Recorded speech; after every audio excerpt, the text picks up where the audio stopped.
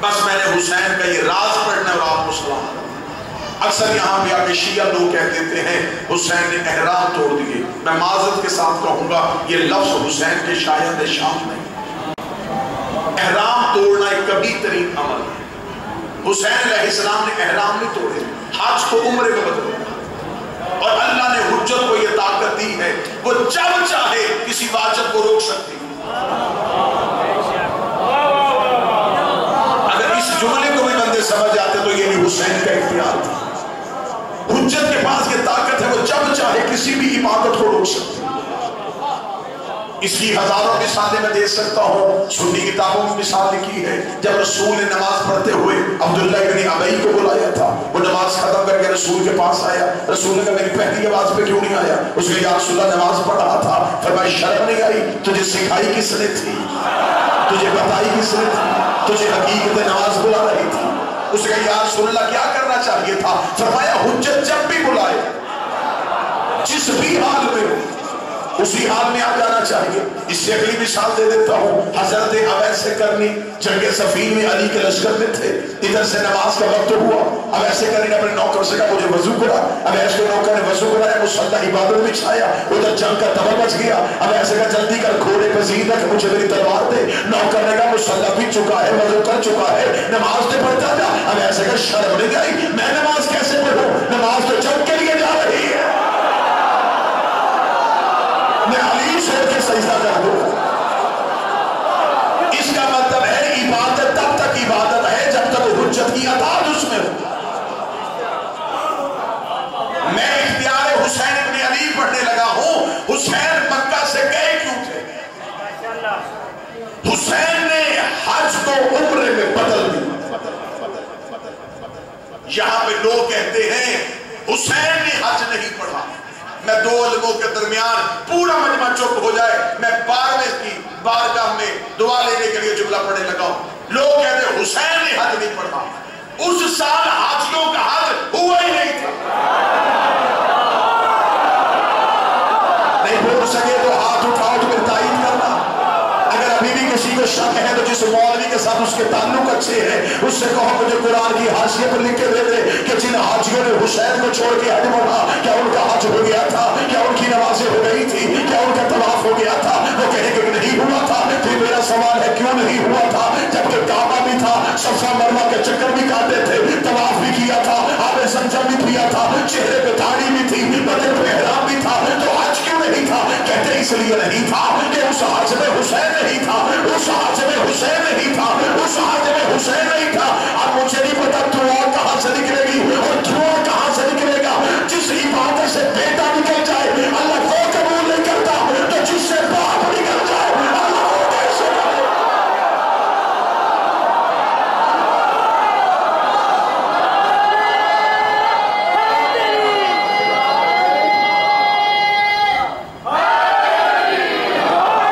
ان حاجیوں کا حج نامکمل ہوا تھا اس لیے کہ انہوں نے حسین ابن علی کو چھوڑ دیا.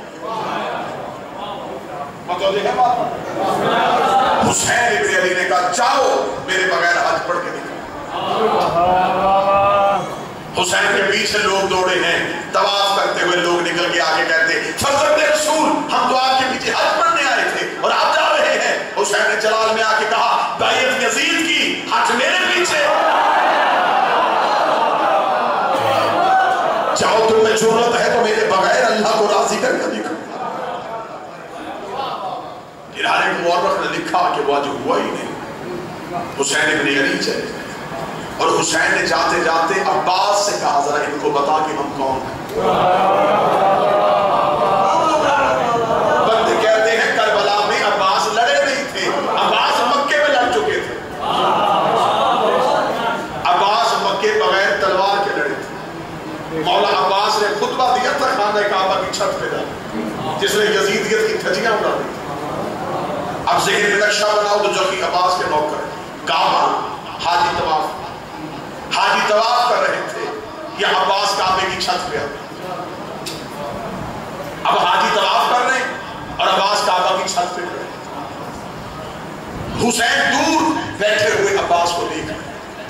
اب ذہن میں تصویر بناؤ حاجی کعبہ کو دیکھ رہے تھے، کعبہ عباس کو دیکھ رہا تھا، عباس حسین کو دیکھ رہا تھا۔ اگلی سطر ایک بندہ داد دے جس کی جہاں عبادت ہو رہی تھی وہ کر رہا تھا۔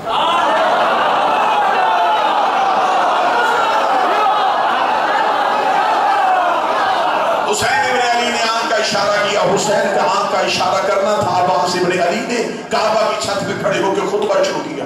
عباس کی آواز الحمدللہ الذی شرف ھذا بیت بقدوم ابی، جو غازی کے نوکر بیٹھے جن کی چھتوں پہ عباس کا علم ہے، وہ بندے جھوم کے سرکار غازی کو خیرات پیش کرنا۔ عباس نے کعبے کی چھت پہ کھڑے ہو کر تین اشارے کیے۔ عباس نے کہا تعریف اس اللہ کی جس نے اس گھر کو اس کے بابے کے قدموں کی وجہ سے عزت دی۔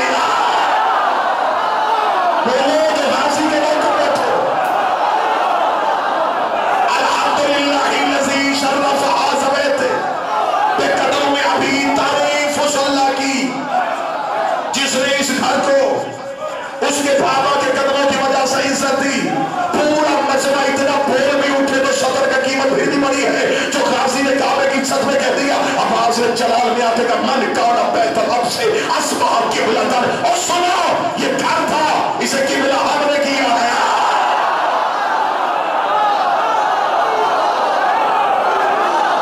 یہ صرف اینٹوں کا مکان تھا، اسے سجدہ ہماری وجہ سے، کعبے کو سجدہ عمارت کی وجہ سے نہیں ہو رہا، اس سے بڑی بڑی عمارتیں دنیا میں موجود ہیں۔ عباس فرماتے ہیں اسے سجدہ ہوا ہے ہماری وجہ سے۔ اب میری مجبوری ہے کہ میں عباس کا خطبہ پڑھوں تو اس میں اپنا لفظ ایک بھی نہیں ڈال سکتا، کسی شاعر کا کلام پڑھتا، کسی مولوی کی بات پڑھتا اس میں جملہ ڈال سکتا، یہاں خطابت رک جاتی ہے کیونکہ نہج البلاغہ کا بیٹا بول رہا۔ میں صحیح نماز کا تیسرا خطبے کی سطر پڑھنے لگا ہوں، یہ خطبے کی سطر عباس مولا کے خطبے میں نہ لکھی ہو، تیری مرضی کی جگہ پہ آ کے میں اپنی گردن کٹوانے کے لیے تیار ہوں، اور جو بندہ منت بھی غازی سے مانگے، اولاد بھی غازی سے مانگے، پھر جملے کو وہ ہاتھ نہ اٹھا سکے تو مجھے دکھ ہوگا۔ عباس نے کعبے کی چھت پہ کہا الحمدللہ الذی شرف ھذا بیت بقدوم ابی من کان بیت الامس اصبح قبلۃ، تعریف اس اللہ کی جس نے اس گھر کو اس کے بابا کے قدموں کی وجہ سے عزت دی۔ یہ صرف گھر تھا، اسے قبلہ ہم نے کیا ہے۔ یہ کہہ کے عباس نے اپنا سر یوں زمین پہ جھکایا۔ عباس نے ریگتے ہوئے حاجی دیکھے، عباس نے ریگتے ہوئے حاجی دیکھے، عباس نے تڑپتے ہوئے حاجی دیکھے۔ عباس نے حاجیوں کو دیکھا ایھا الکافرۃ والفاجرہ، او کافرو او فاجرو او کافرو او فاجرو۔ آؤ غازی سے پوچھے مولا تو کنہیں کافر کہہ رہا ہے؟ ان کے بدن پہ احرام ہے، یہ اللہ کے گھر کا طواف کرنے آئے ہیں اور تم نے اسے کافر کہہ دیا ہے۔ عباس نے کعبے کی چھت میں کھڑے ہو کے ثابت کر دیا جن کے مذہب سے حسین نکل جائے وہ کعبے میں بھی کافر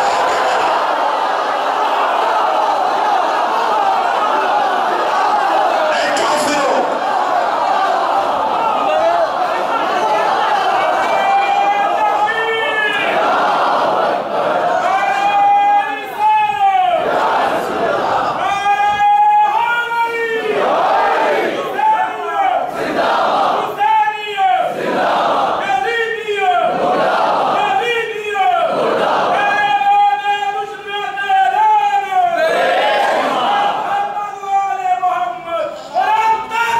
اللہم صلی علی محمد اور کافرو فاجرو، اے کافرو فاجرو، ان کے بدن پہ احرام ہے، وہ لبیک اللہم لبیک کہہ رہے ہیں۔ کافر وہ نہیں ہوتا جسے مولوی دیوار پہ کافر لکھے، کافر وہ ہوتا ہے جسے غازی کعبے میں کافر کہہ کے چلا جائے۔ عباس نے کہا اے کافرو فاجرو، جتنے ہاتھ اٹھ سکتے تھے اتنے اٹھے، میں تمہارا مشہور بھی ہوں، تمہارا ممنون بھی ہے، غازی تمہیں ساری زندگی کسی غیر کا محتاج نہ ہونے دے۔ اگلا جملہ میں نے عباس کا بھی پورا نہیں کیا تھا، جس جملے میں مجھے آپ کی دعا چاہیے وہ جملہ میں آپ بولنے لگا ہوں۔ عباس نے کعبے کی چھت میں کھڑے ہو کے ہاتھوں کو دیکھے کہا او کافرو او فاجرو من کان طریق البیت وإلی طریق الحرم، تم کیا سمجھتے ہو تم نے حسین کو حج پڑھنے سے روکا؟ اگر وہ چاہے کعبہ اوڑھ کے حسین کے قدموں میں آ جائے، کعبہ اوڑھ کے حسین کے قدموں میں آ جائے۔ عباس کا اتنا کہنا تھا یا کعبے کی دیواروں میں ہلنا شروع کیا، حسین نے ہلتا ہوا کعبہ دیکھا، حسین تیز قدموں سے چلے، حسین نے کعبے پہ ہاتھ رکھے گا، رک تجھے بچانے تو میں جا رہا ہوں، تجھے بچانے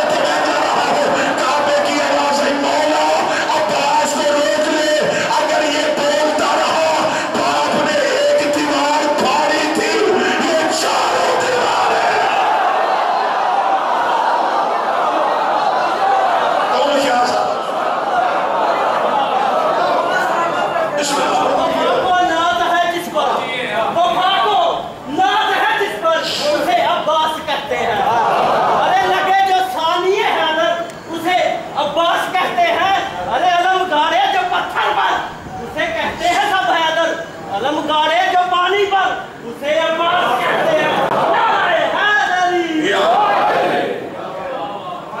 अगर वो चाहे काबा ओढ़ के हुसैन के कदमों में आ जाए। मैं खुतबा पढ़ूं अब्बास का। सखी अब्बास कहते तुम हजरी अस्वद को चूमने आए हो, हजरी अस्वद तो मेरे मौला के हाथों को चूमता है।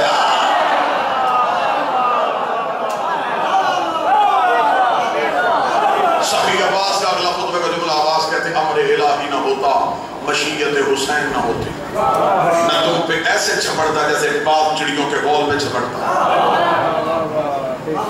लोग समझते हैं कि हुसैन मजलूमियत के साथ काबा से चले गए, हुसैन रोते हुए काबा से चले गए, हुसैन को लोगों ने हज नहीं पढ़ने दिया। किसकी जुर्रत थी कि हुसैन चाहे और वो हुसैन की चाहत को बना। अब मुझे नहीं पता जो मैं जुमला पढ़ने लगा ये जुमला किस सेहत पे असर करेगा। इतना बड़ा जिगर चाहिए जुमला पढ़ने के लिए मैं पढ़ने लगा। हुसैन काबा से काबा की रूह को लेके चल पड़े। नहीं, अभी तो 2% बंदों को समझ लगी है, 98% तो भी चुप है। हुसैन काबा से काबा की रूह को लेके करबला चले गए। अब मक्के बदर रह गया, रूह करबला चली गई। अगर रूह मक्के में होती तो करबला की सवारी 70,000 आज से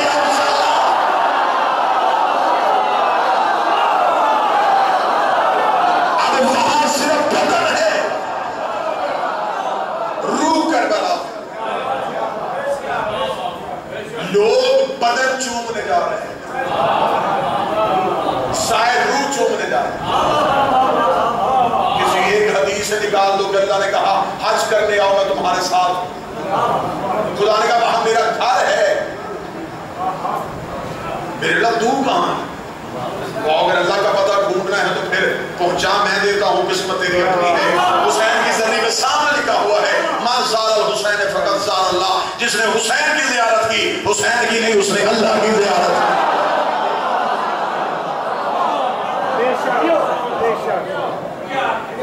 हुसैन मक्का से मजबूर होके नहीं निकले, हुसैन लश्कर बना रहा था। हुसैन मदीने से रसूल लेके चला, हुसैन मक्के से तौहीद लेके चला। मदीने से रिसालत चल पड़ी, मक्के से तौहीद हुसैन के साथ चल पड़ी। ये हुसैन का लश्कर था। हुसैन की खामोशी को ये न समझो। अगर एक बंदा भी उर्दू अदब समझता हो तो उसके लिए मैं जुमला कहने लगा हूं, करबला रेगिस्तान नहीं, करबला कारखाना है।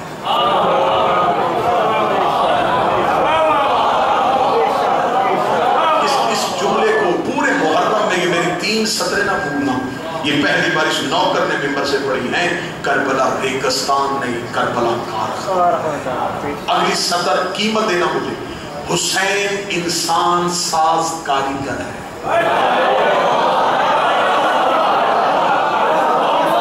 जो समझे मैं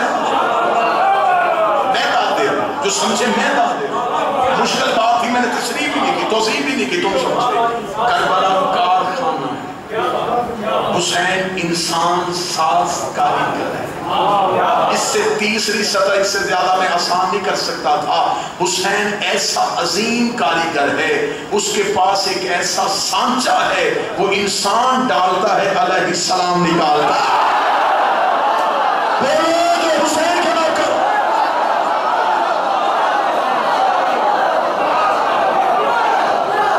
ये सांचा सिर्फ हुसैन के पास, ये सांचा किसी नबी के पास नहीं, सिर्फ हुसैन के पास। इसके पास एक ऐसा सांचा है, ये इंसान डालता है। इसका कोई भी नौकर रज़ी अल्लाह नहीं, इसका एक रात पहले आने वाला भी आपने अलैहिस्सलाम को समझा ही नहीं। अलैहिस्सलाम को छोटा टाइटल, जिन्हें अल्लाह सलाम करे, उन्हें अलैहिस्सलाम। हुसैन के साथी वो साथी थे जिन्हें अल्लाह सलाम करा। इन्होंने बुझे चिराग में सूरज परखा है।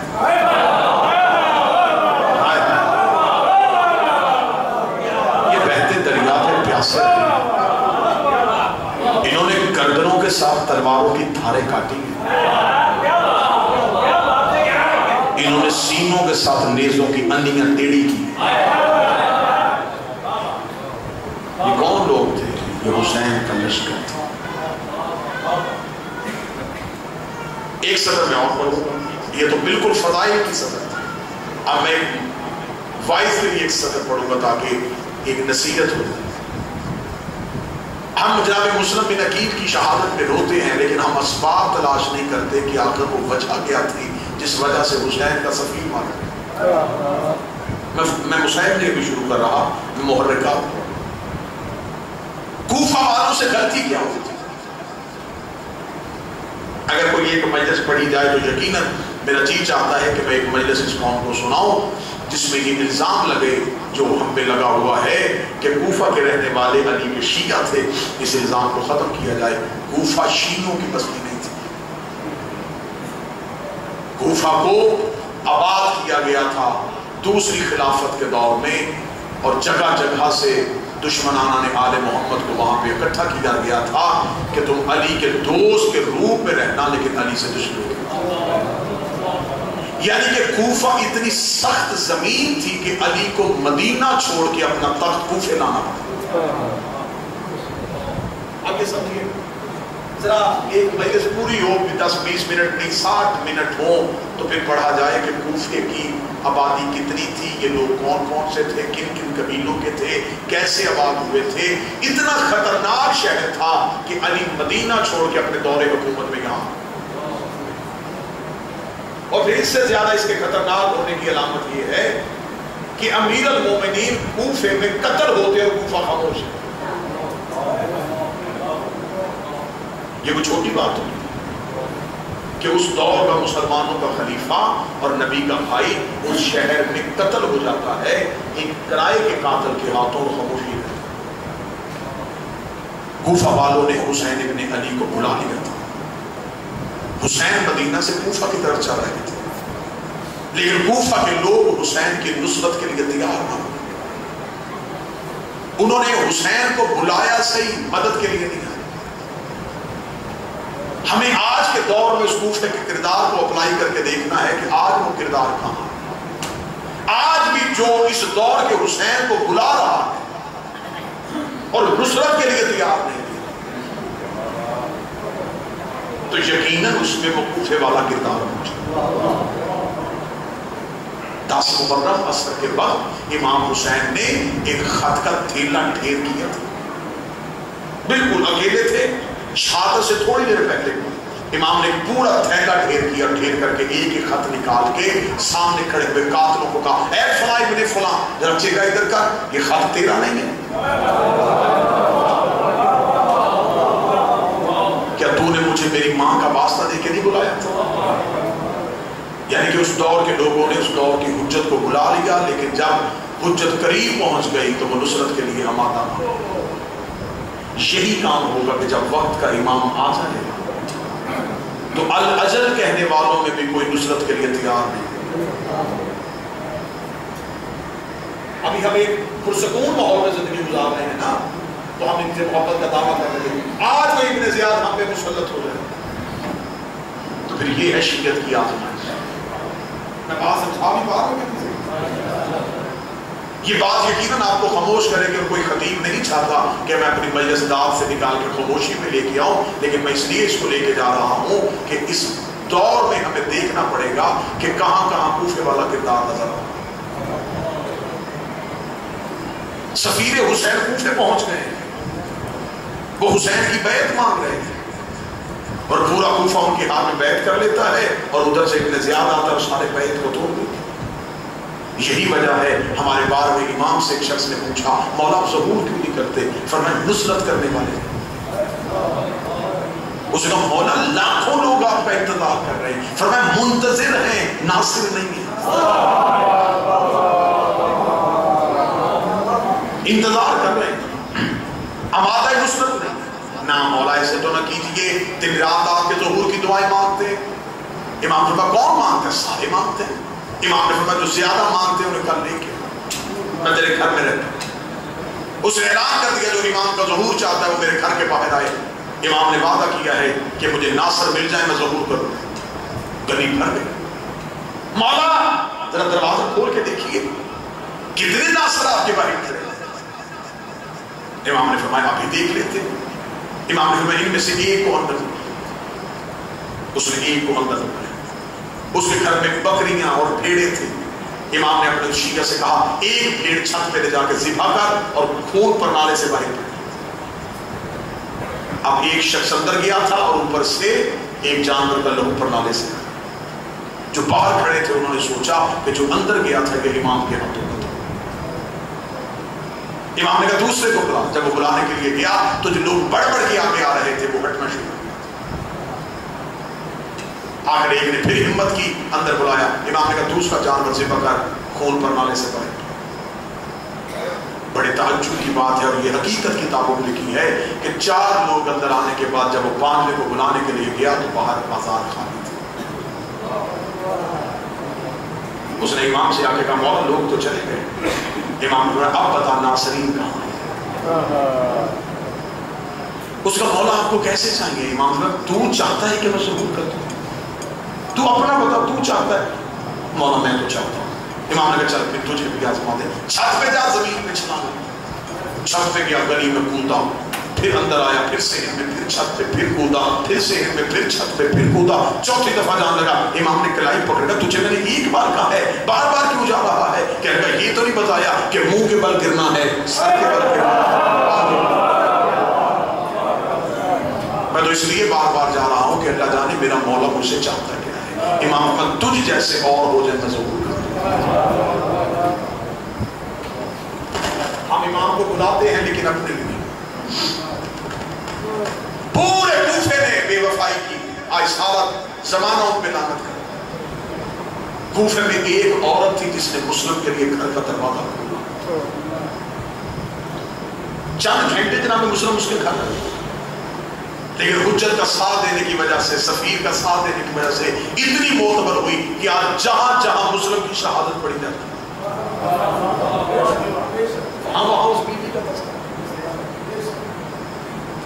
جناب مسلم جب کوفہ پہنچے تھے تو جناب مسلم کی جس نے سب سے پہلے میزبانی کی تھی اس کا نام حانی بن عروہ تھا. آج بھی کوفے جا کے دیکھو مسلم کے پہلو میں اس کا نام. یہ حانی بن عروہ وہ تھا. یہ کوفے کا امیر ترین آدمی تھا. قبیلوں والا آدمی تھا. 12,000 بندہ اس کے ساتھ چلتا تھا. اس نے مسلم کی میزبانی کی ہے. غداروں نے حانی کا ابن زیاد کے سامنے پول کھول دیا کہ یہ مسلم کا میزبان ہے. حانی بے دردی سے قتل کر دیا. مسلم نے کوفے میں ظہرین کی نماز پڑھائی تو مسجد کھچا کھچ بنی تھی مگر بین پڑھ کے پیچھے دیکھا تو کوئی نہیں تھا. تنہا مسلم کوفے کی گلی. اتنی خاموشی ہو گئی کوفے میں کہ لوگوں نے اپنے گھر کے اندر پڑے ہوئے چراغ بھی بجھا دیے. کہیں ایسا نہ ہو کہ ہمارے چراغ کی روشنی دیکھ کے مسلم ہمارے گھر کے دروازے پر دستک. جب گھروں کے چراغ بھی بجھ گئے حسین کا سفیر کوفے کی گلیوں میں بالکل تنہا مسلم نے جاتے جاتے بالکل ایک گلی میں داخل ہوئی. واجب الاحترام تشریف لے آئے. مجھے صرف اسباب بیان کرنے تھے کہ جناب مسلم کی شہادت کے اسباب کیا تھے. بس ایک سفر اور پڑھوں پر آپ کو سفر. مسلم ایک ایسی گلی میں داخل ہوئے کہ گلی خاموش تھی. مسلم نے دیوار کی ٹیک لگی. دیوار کی ٹیک لگ کے جناب مسلم نے بلا تشبیہ قبضہ تلوار کے ساتھ بے بسی کی تصویر بن کے مسلم بیٹھے تھے. یا گھر کا دروازہ ایک نحیف سی بڑھیا کی آواز آئی. من انت کون ہے تو؟ مسلم کی دھیمے لہجے میں آواز آئی. انا غریب الوطن میں مسافر. بڑھیا دیکھ کے کہتے کہ مسافر تجھے نہیں پتا کوفے کے حالات بدل گئے. نیا گورنر آ گیا. اس کے سپاہی کتوں کی طرح حسین کے سفیر کو ڈھونڈ رہے. کوفہ امن کی جگہ نہیں رہا. مسافر تو یہاں کیوں آ گیا ہے؟ جا اپنے گھر چلا جاتا. مسلم ٹھنڈی آہ پر کے کہتے جس کا گھر ہی کوئی نہ ہو. کہنے لگی پھر مسجد میں چلا جاؤ. مسلم رو کے کہتے وہاں رہنے کوئی نہ دے. کہتی جہاں بھی جانا ہے جہاں میرا دروازہ چھوڑ. مسلم اٹھے, تلوار نیام میں ڈالی. جناب مسلم چلنے لگے, پیچھے سے آواز دے کے گئی مسافر رک. مسلم رکے, رو کے کہنے لگی اللہ مسافر کی دعا جلدی قبول کر, دعا کر انہیں مسلم ملے گا. اتنا کہنا تھا. مسلم سر پھیر کے پیچھے مڑ کے کہتے زہرا تمہیں جزائے خیر دے. زہرا کا نام آنا تھا. بند دروازہ کھول کے کہتے جس کا نام لیا اسے جانتا ہے. رو کہتا جیسے میں جانتا ہوں تیرے پورے کوفے میں کوئی. طرف میں کہنے لگی تعارف کروا کون ہے. فرمایا انا مسلم بن وکیل سفیر الحسین. وہ جس کو ڈھونڈ رہے ہیں وہ حسین کا سفیر. مالک پہلے تو معاف کر دے, میرا لہجہ سے میری اتنی قسمت کے تقدیر چل کے میرے گھر پہ آ گئی. مولا عزت بخشے, مجھے میزبانی کا موقع دے. فرمایا نہیں, میری وجہ سے تو کسی مصیبت میں گرفتار ہو جائے. رو کبھی قیامت والے زہرا کو جواب کیا دوں؟ دروازے پہ ہاشمی بیٹھا رہا اور میرا دروازہ بند رہا. مولا بی بی مجھ سے ناراض ہو جائے گی. تجھے اسی زہرا کے زخمی پہلو کا واسطہ میرے گھر مہمان بن. جناب مسلم مہمان بنے. تفصیلات نہیں بتانے. ایک کمرہ تاکہ باتیں الہیہ مصروف ہو گئے. اس مومنہ کا ایک بیٹا ملون نام اس کا بلال تھا. محمد بن اشعث کا غلام تھا. محمد بن اشعث وہ ملون ہے جس نے 10 محرم کو حسین کے پہلو میں نیزہ مارا. اس کمینے نے جا کے محمد بن اشعث کو اطلاع دی کہ حسین کا سفیر ہمارے گھر ہے. اس نے آدھی رات کو ابن زیاد کو سوئے ہوئے کو اٹھایا. ابن زیاد اٹھا, اس نے 300 کا دستہ مسلم کو لینے کے لیے بھیجا. اس مومنہ کی گلی میں جب گھوڑے کے ٹاپوں کی آواز آئی, مسلم مصلی عبادت میں تھے. مسلم نے مصلی کے نیچے تلوار کھینچی. نعرہ تکبیر کہہ کے مسلم ذکر میں آئے. تو سامنے آ کے ہاتھ مان کے کہتے تجھے زہرا کا واسطہ باہر نہ جانا, لشکر زیادہ ہے, تو اکیلا ہے. مسلم رو کہتا میں باہر نہ جاؤں گا تو فوج تیرے گھر میں آ جائے گی. رو کہتی آنے دے, میں گوارا کر لوں گی. مسلم دے کہتے میں ہاشمی خون ہوں, میں گوارا نہیں کرتا.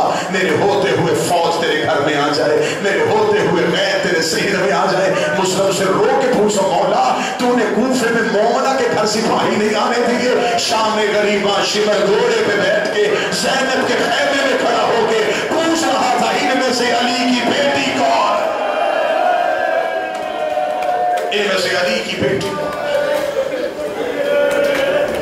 برادر کا ہو گیا تھا تفصیل, لیکن معذرت چاہوں گا تفصیل بیان کروں گا تو 35 سے 40 منٹ چاہیے. جناب مسلم اتنا بھرپور حملہ کیا مسلم نے کہ 300 میں سے 200 ساتھ سے جدا کر کوفہ کی گلیاں لہو سے بھر گئی. لاشوں کے ڈھیر لگ گئے. باقی فوج کوفے کے دروازے سے داخل لگی. اکیلا علی کا شیر تلوار نکال کے کوفے کی گلیوں میں دھاڑ مار مار کے کہہ رہا تھا اور تم نے ہمیں غریب سمجھا ہے, تم نے ہمیں مظلوم سمجھا ہے, تم نے حسین کو بلا کے حسین کی بیعت توڑی. مسلم کے دار سے کوفہ خاموش. آخر سلام نے ابن زیاد کو کہا دستہ پھیر. اس نے 200 کا دستہ اور بھیجا, پھر 300 کا دستہ بھیجا. اس نے کہا ایک مسلم گرفتار کرنے کے لیے اتنی فوج. اس نے جو خط لکھا وہ خط آج بھی تاریخ میں ہے. اس نے کہا تو نے کوفے کی کسی بنی بکار کو گرفتار کرنے کے لیے نہیں بھیجا, یہ ہاشمی ہے, یہ عقیل کا بیٹا ہے. اس ملعون نے کہا پھر تجھے کس نے کہا ہے کہ ہاشمی تلواروں سے گرفتار ہوتا, یہ دھوکے سے گرفتار ہوتا. انہوں نے ایک گلی میں کنواں کھودنا شروع کیا. اس کنویں کو خس و خشاک سے بھر دیا. گلیوں میں مسلم کو گھیرے میں لے لیا. اگر تم ذہن میں نقشہ بنا کے ماتم کر سکو, مجھے غازی کی علم کی قسم ہے کوفے میں حالت کیا تھی. اکیلا مسلم کوفے کی گلیوں میں لڑ رہا تھا. کوئی دائیں سے حملہ کر رہا تھا, کوئی بائیں سے حملہ کر رہا تھا. کوفے کی کمینی عورتیں گرم پانی مسلم پہ پھینک رہی تھی. جس کے ہاتھ میں برتن تھا وہ برتن پھینک رہا تھا. مسلم کو جب زخم آتا مسلم لہو صاف کر کے کہتا آج میرا غازی ہوتا, آج میرا اکبر ہوتا, آج میرا قاسم. پچھلے پاؤں کے ساتھ رسی اور مسلم گڑے میں گر گئے. مسلم کا کنویں میں گرنا تھا, انہوں نے لمبے نیزوں کے ساتھ مسلم کو آخری 2 منٹ جناب مسلم کو جب گڑھے سے باہر نکالا, ابرو کٹا ہوا, ہونٹ پھٹا, دندانے مبارک زخمی ہو گئے. چہرہ لہو سے بھرا ہوا تھا.